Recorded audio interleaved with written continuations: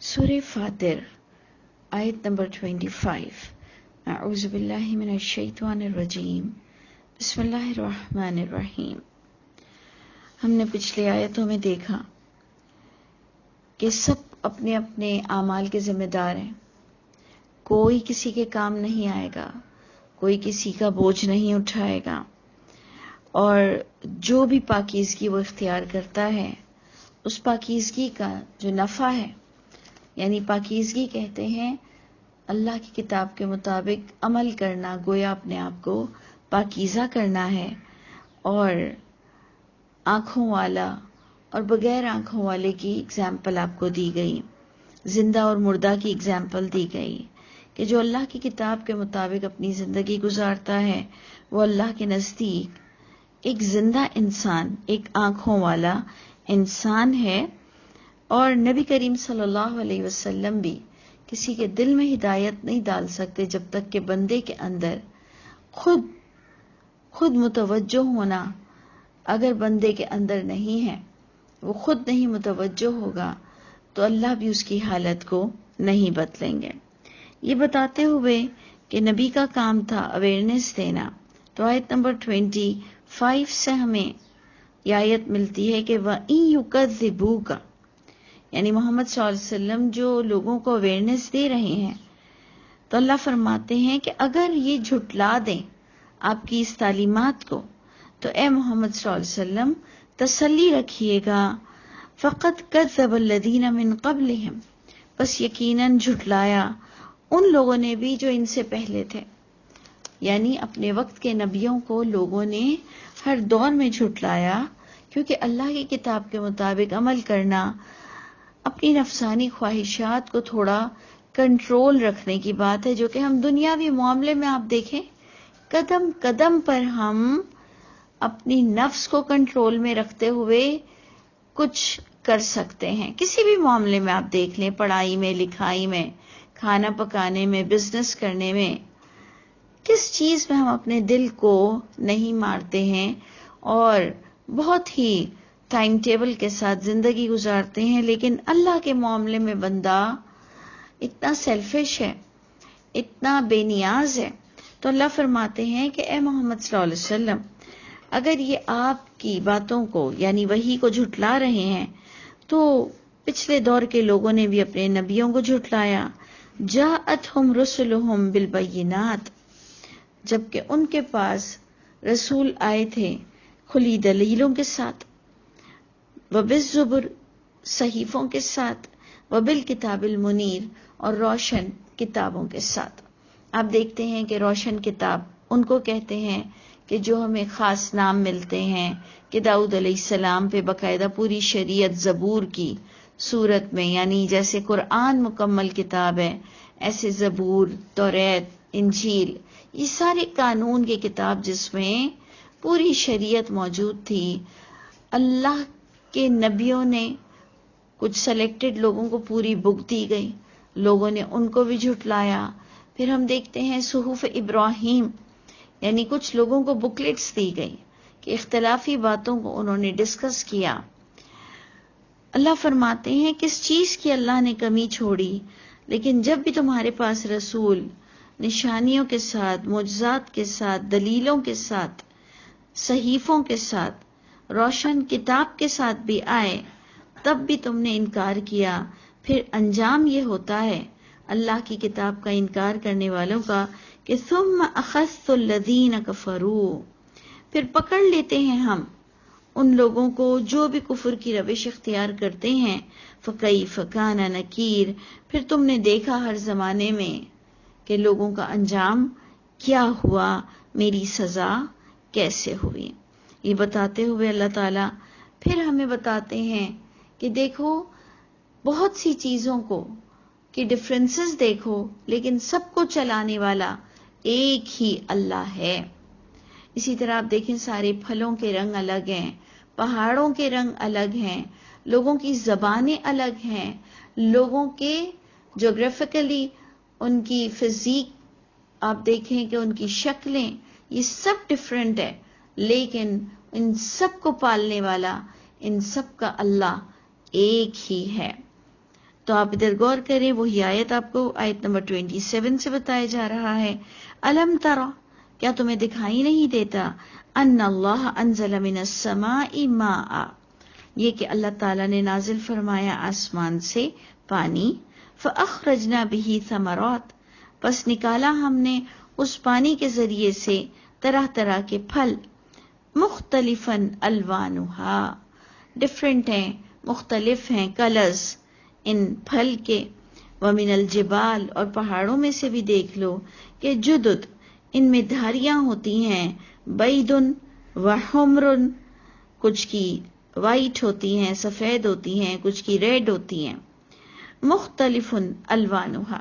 ان پہاڑوں میں بھی تم دیکھتے ہو کہ ڈفرینٹ کلرز ہیں، وغرابیب السود، اور تم دیکھتے ہو کہ گہرے سیاہ رنگ کے، بلیک کلر کے بھی پہاڑ تم دیکھو گے، ومن الناس، لوگوں میں سے بھی تم دیکھ لو، والدواب، کہ کس طرح کے جانور ہیں، مویشی ہیں، مختلف الوانہ، ان کے بھی کلرز ڈفرینٹ ہیں، کذالک، اسی طرح تم اللہ کی نشانیاں دیکھتے ہو،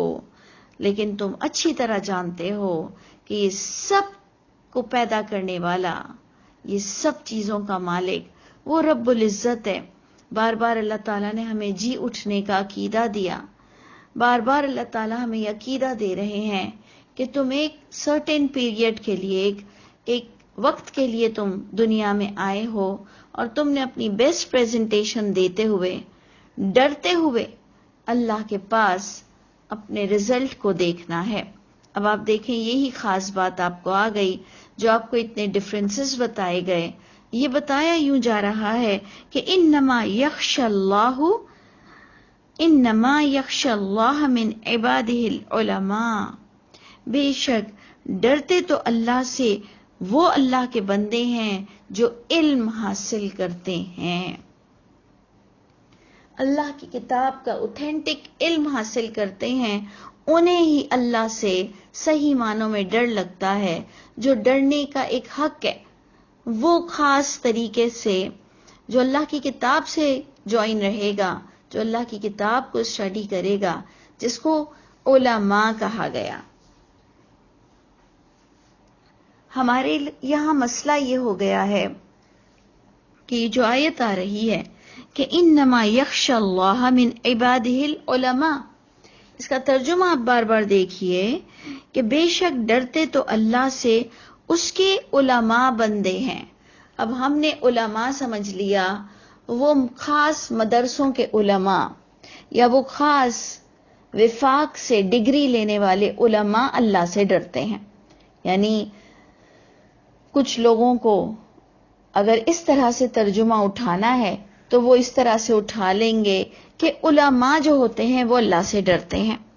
جبکہ اس کا ایکچول اسپرٹ، اس کی ایکچول تھیم ترجمہ آ رہا ہے، جو علم حاصل کرتا ہے اللہ کی اوتھینٹک کتاب کے ساتھ،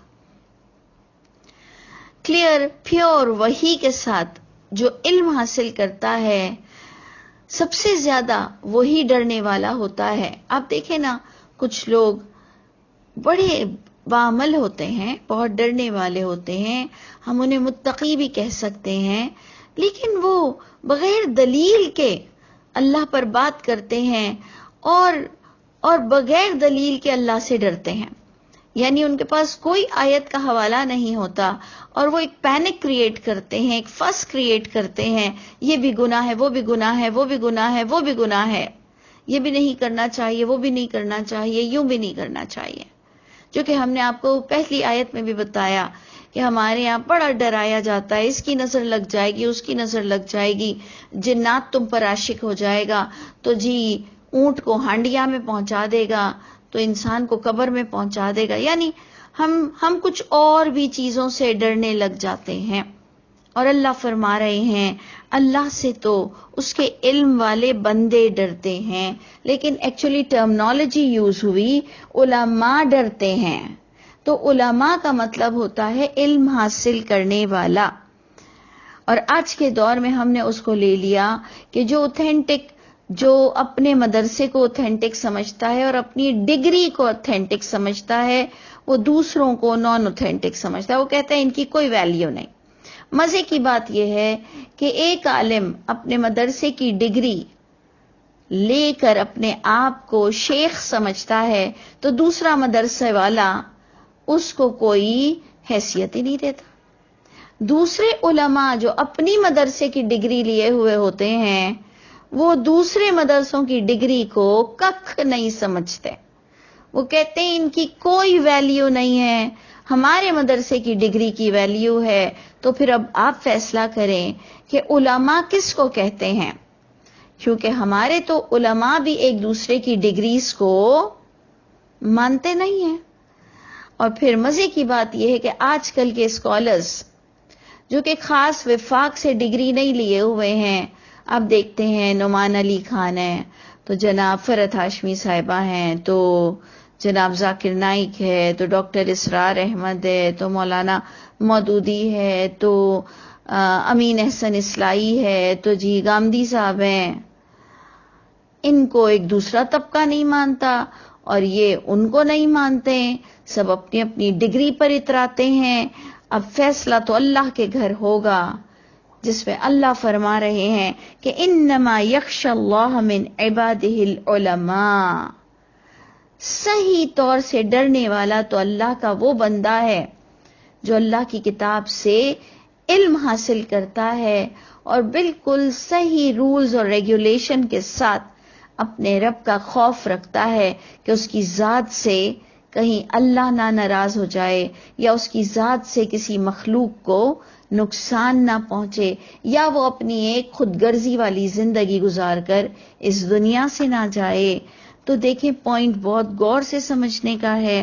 یہ آیت کو آپ بہت بار بار دیکھیے کہ علم حاصل کرنا ہے اللہ کی کتاب کا، اور پھر بھی اگر بندے کو ڈر نہیں لگتا اللہ سے تو ایسا علم حاصل کرنا آپ سوچیں کہ ہمیں کیا فائدہ دے گا۔ اللہ تعالی ہم سب پر رحم فرمائے۔ ان اللہ عزیز غفور، بے شک اللہ تعالیٰ تو بڑے غلبے والے اور بخشنے کو بیٹھے ہوئے ہیں اللہ، کہ تم علم حاصل کرو، تم مجھ سے ڈرو۔ اور آپ یقین جانیں کہ یہ آپ نے اپنے اندر بھی دیکھا ہوگا کہ جس چیز کا آپ کو علم آ جاتا ہے تو آپ اس کے بارے میں جب نو ہاؤ رکھتے ہیں تو آپ کی اویئرنیس آپ کو کئی خطروں سے بچا لیتی ہے۔ بس یہ بات سمپل لکھی ہوئی ہے یہاں پر کہ جو اللہ کو سمجھ لے گا وہ اللہ کی ناراضگی سے بچ جائے گا۔ اللہ ہمیں ان لوگوں میں سے کر دے۔ ڈگری تو ایکچولی قیامت کے دن بٹنے والی ہے کہ کون اللہ سے کتنا ڈرتا تھا اور کون کتنا باعمل تھا۔ اور اسی کے ہی ساتھ اللہ تعالیٰ علماء کی کوالٹی آپ کے آگے رکھ رہے ہیں کہ علم والے بندے جن کو علماء کہا جاتا ہے، علم حاصل کرنے والے، یہ کون لوگ ہیں کہ ان الذین یتلون کتاب اللہ، علماء وہ ہوتے ہیں جو کتاب اللہ کی تلاوت کرتے ہیں۔ بے شک وہ لوگ یتلون کتاب اللہ، جو تلاوت کرتے ہیں اللہ کی کتاب کی۔ اور آپ کو پتا ہے تلاوت کے کچھ حق ہیں۔ تلاوت کا حق یہ ہے کہ اس کو اچھی طرح سے پڑھو، سمجھ کر پڑھو، اس پر عمل کرو اور اسے لوگوں تک پہنچاؤ، نہ کہ ہمارے یہاں ہل ہل کے بس صرف تلاوت کر لینے کا مقصد ہے تلاوت کرنا۔ تلاوت کا مطلب ہے جو بات تم نے پڑھی ہے اس کو فالو کرو، اس کے مطابق عمل کرو۔ تو علماء اللہ کے نزدیک قیامت کے دن وہ لوگ اٹھیں گے کہ بے شک وہ لوگ جو تلاوت کا حق ادا کرتے تھے اللہ کی کتاب کا، وَأَقَامُوا الصَّلَاةَ، اپنی صلاۃ کو قائم رکھتے تھے، وَأَنفَقُوا، اور اپنے مال کو، اپنی جان کو، اپنی تندرستی کو، اپنی اولاد کو خرچ کرتے تھے، مما رزقناہم، جو اللہ نے انہیں دیا ہوا ہوتا تھا خرچ کرتے تھے۔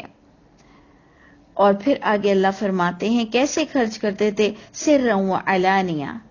ظاہرہ بھی خرچ کرتے تھے، چھپ چھپا کر بھی خرچ کرتے تھے۔ تو اللہ کہتے ہیں یہ وہ لوگ ہیں کہ یرجون تجارہ، کہ یہ توقع رکھ سکتے ہیں اس تجارت کی، لن تبور، جس کی کوئی کسی صورت خسارے کی کوئی گنجائش نہیں ہے، کہ جب یہ اللہ کو اپنا آپ دے دیتے ہیں، جب اپنے آپ کو وہ اللہ کی رضا کے مطابق اپنی زندگی گزارتے ہیں، اللہ فرماتے ہیں یہ وہ لوگ ہیں جو مجھ سے کسی بھی گھاٹے کی توقع نہ رکھیں، ان کے لیے فائدہ ہی فائدہ ہے، تاکہ اللہ تعالیٰ بھی ان کو ان کی پوری اجرت دیں گے، وَلِيُوَفِّيَهُمْ أُجُورَهُمْ، تاکہ اللہ ان کے ساتھ پوری طرح سے انصاف کریں گے، وَيَزِيدَهُمْ مِنْ فَضْلِهِ، اور اللہ انہیں اور مزید اپنے فضل سے، ان کی کوشش سے زیادہ انہیں نوازیں گے، اِنَّهُ غَفُورٌ شَكُورٌ، کیونکہ اللہ تو